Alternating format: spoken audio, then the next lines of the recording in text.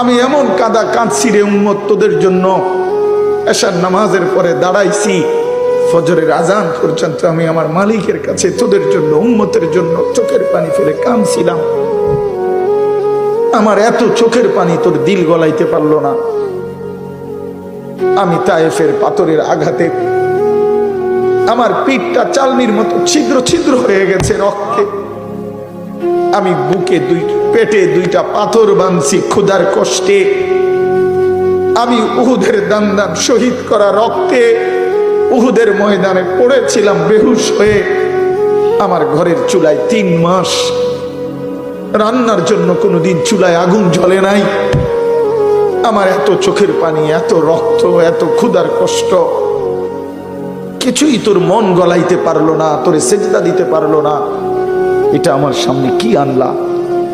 আমি এই আমল নামা নিয়ে আল্লাহর সামনে কেমনে দাঁড়াবো? আমি কেমনে বলবো আমার মালিকের কাছে আমি কি সুপারিশ করব? আমি কেমনে বলবো রব্বুল আলামিন এটা আমার শ্রেষ্ঠ নবীর শ্রেষ্ঠ উম্মতের আমল নামা? বল ভাই আমার, তুমি বলো, তুমি বলো।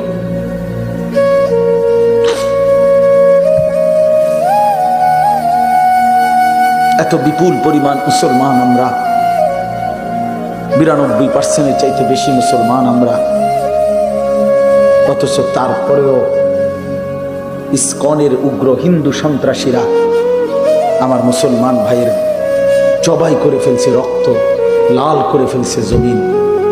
এতটা সাহস এই জমিনে কেমনে হলো? আমাদের ঈমান কোথায়? আমাদের হিম্মত কোথায়? আমাদের আওয়াজ কোথায়?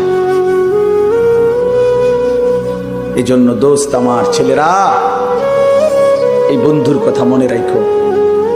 আর যদি কোনোদিন বলতে নাও পারি তো আজ বললাম, যদি সুযোগ না পাই তো একবারই বললাম। ফিলিস্তিনের মুসলমান আজীবন রক্ত দিবে, তুমি আজীবন মোবাইল টিপবা, এটা কোনো জীবনের শেষ কথা না। রোহিঙ্গা মুসলমান আজীবন কষ্ট পাবে, আর তুমি জীবন ভর শুধু মোবাইল টিপবার এই রঙের ঘুড়ি উড়াইবা না। প্রিয় ভাইয়া, এমনটা নাও হতে পারে, এমনটা নাও হতে পারে। ফিলিস্তিন যদি জমিনের উপরে, তো বাংলাদেশও জমিনের উপরে, নাকি বাংলাদেশ আসমানে? পৃথিবীর এক প্রান্তে মুসলমান নির্যাতিত হলে